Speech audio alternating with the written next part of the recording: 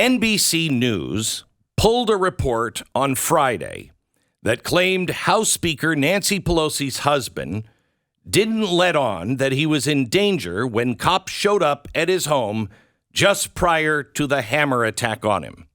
Now, here is a longtime NBC reporter. You won't find this anywhere. It has been erased. I thought the internet was forever. Luckily, our servers are forever. Here's the report. Craig, good morning. When officers arrived here at the Pelosi home exactly a week ago today, they initially didn't have any idea exactly what was going on. They knew they had a high priority call on their hand. What was unclear, what was happening inside the property just behind me. This morning, Paul Pelosi is home, back at the house that became a crime scene a week ago today. NBC News learning new details about the moments police arrived. Sources familiar with what unfolded in the Pelosi residence now revealing when officers responded to the high-priority call, they were seemingly unaware they'd been called to the home of the Speaker of the House. After a knock and announce, the front door was opened by Mr. Pelosi. The 82-year-old did not immediately declare an emergency or try to leave his home, but instead began walking several feet back into the foyer toward the assailant and away from police. It's unclear if the 82-year-old was already injured or what his mental state was, say sources. According to court documents, when the officer asked what was going on, defendant smiled and said everything's good. But instantaneously, a struggle ensued as police clearly saw David DePape strike Paul Pelosi in the head with a hammer. After tackling the suspect... Stop. Why was that pulled? NBC just said because it didn't live up to their high standards of reporting. Really? What was wrong with it? Well, he just got that whole part of the story wrong. They didn't even say that. They didn't even say. No. But that's what they're alluding to. They're alluding to. It didn't read. Well, I don't even know if that's it. I think what they're saying maybe is the source they got, they don't deem reliable. They don't know if the information is correct, but they're not saying it's wrong. Yeah. They're not saying that. So I think this is just another Hunter Biden laptop thing. This is screwing with the election again. First of all, we don't know, but we do know that officers said in the affidavit, someone opened the door for them. Okay? So we know that. And I said to you last week, who's the someone that opened the door? Was there a third person there? That's how it was first reported, that there's somebody else opened the door, and that didn't make sense. And then, wait a minute, who opened the door then? Well, we find out from this report that Paul Pelosi opened the door. Now, if you're in trouble, you stay with the police, or you say, this man has entered my home. Instead, he opened the door and then went back to the guy, and he was holding a hammer. And that's when Paul Pelosi grabbed the hammer and there was a struggle for it. Now, this doesn't make any sense at all. Something else that doesn't make sense. Now, this could just be the San Francisco police are so bad, but they had no idea that that house was for the Speaker of the House.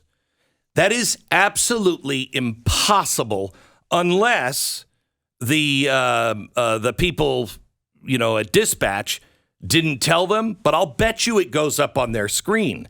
There's no way that house, you type in that address at the police, and it doesn't come up with some sort of red font that says Speaker of the House. There's no way. No way. They even kind of tried to do the work of coming up with an excuse for some of this in the report. They said, well, we don't know what his mental state was at the time. We don't know if he was already injured, right? Like, if he got knocked on the head by a hammer a few times, who knows how he's acting, right? Like, they're trying to come up with an excuse in the report. And even that wasn't enough for NBC News. So here's another part of the story The man accused of breaking into House Speaker Nancy Pelosi's house and attacking her husband with a hammer could be deported from the U.S. after he is released from custody. U.S. Immigration and Customs Enforcement, ICE, lodged an immigration detainer on the 42-year-old Canadian national, the DHS told NBC in a statement. Now, hang on just a second. Wait a minute. He's being deported? And is it after he serves time or after he's released from custody? Now, those might mean the same thing, but are the police going to release him like they're releasing everyone else? Well, you just come on back. Just come on back. We'll, just call us and we'll tell you when to be in court. Is that what's happening this time? And how come he's being deported without murdering somebody, and it doesn't seem like you can get anyone else to get up on ICE's radar? Now, there's a story from the New York Times. How Republicans fed a misinformation loop about the Pelosi attack. The New York Times. I mentioned in this. Within hours of the brutal attack last month, Paul Pelosi, the husband of the Speaker of the House, activists and media outlets on the right began circulating groundless claims, nearly all of them sinister and many homophobic, casting doubt on what had happened. Okay, wait a minute. I'm in this story. They say that I was casting doubt on this. Really? Because I was asking logical questions. Who opened the door? Who? Some Republican officials quickly joined in, rushing to suggest that the bludgeoning of the Speaker's husband by a suspect obsessed with right-wing conspiracy theories was something else altogether, dismissing it as an inside job, a lover's quarrel, or worse. Or worse, what's worse? The misinformation came from all levels of Republican politics. U.S. Senator said this. A Republican congressman said this. Donald Trump said blah, blah, blah. The flood of falsehoods showed how ingrained misinformation has become inside the GOP, where the reflexive response of the rank and file, even a few prominent figures, to anything that might cast a negative light on the right is to deflect it with more fictional claims, creating a vicious cycle that muddies facts, shifts blame, and minimizes violence. First of all, my first response was, if this comes from the left or the right, it must be condemned and they must be punished. So there is no fictional story there. My first response was that, and pray for Paul Pelosi. So they go on to say that we have so many falsehoods and it's ingrained in us. May I just ask the New York Times, how many of these stories did you publish? Did you publish and lead the charge on Russian collusion? Did you publish the neo-Nazis are fine people lies? Did you publish and stand by Jussie Smollett? How about the Bubba Wallace garage pull? Or the Covington kids? Or the Governor Whitmer kidnapping plot?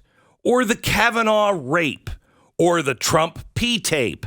I remember reading all of these, sometimes for months in your newspaper. Or the COVID lab leak is just a conspiracy theory. Or the border agents that were on horses that were whipping migrants. Or Trump saved nuclear secrets at Mar-a-Lago. The Steele dossier. Did you print the Russian bounties on the U.S. soldiers in Afghanistan? Or that Trump said drinking bleach would fight COVID?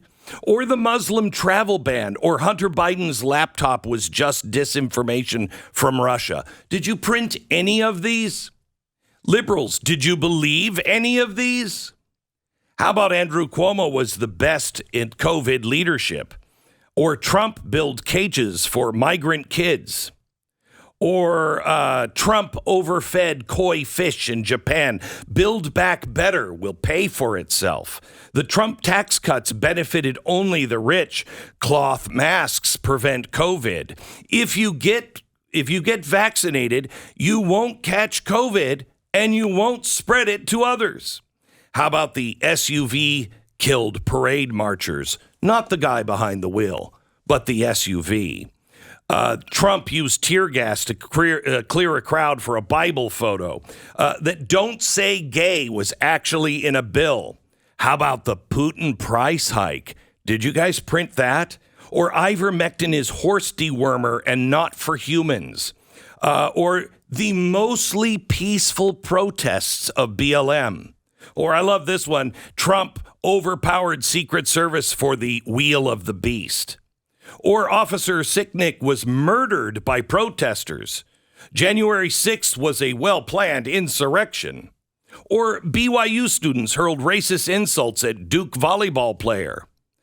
And now we have our democracy is under threat. My gosh, you're right. This disinformation thing is really coming from the right. It's a really amazing list. It's an amazing list. And, you know, this particular case, too, what's really frustrating about this is even when you read the New York Times story that mentioned you with no evidence that you did any of the things, just a line that said that you did them right, without explaining what you did or how you did wrong. Yeah. But like, even in their story, in their telling of it, the things that they're saying are misinformation. Like, for example, the guy was seen in his underwear when he was found. Right. Comes from a mainstream media source. That was from a Fox affiliate. Yes. In the area.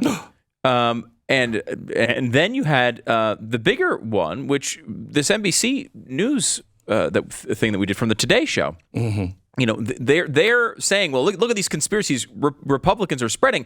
Well, this information came from mainstream sources. The Today Show thing that we played at the beginning of the show is not a flippant off the top of their head comment. There are graphics for the quotes for each one of the things he's saying. All of these things had to go through an executive producer, had to go through edit, had to go through art, all of it. Yeah. All of it. So it's not like something that was said off the cuff. Right. And that's the thing. Like a local Fox affiliate, okay, they say something, they retract it a few hours later. Maybe you could say that was just a mistake, bad source or whatever. This was a full-fledged, produced NBC News report that aired on the Today Show that went through the not right-wing source called NBC News and all of the layers of crap you have to do to get something on the air on that channel. I mean, this is something that they were sure of until they were told they shouldn't be sure of it. I don't. Are you bringing up a new conspiracy theory? I guess so.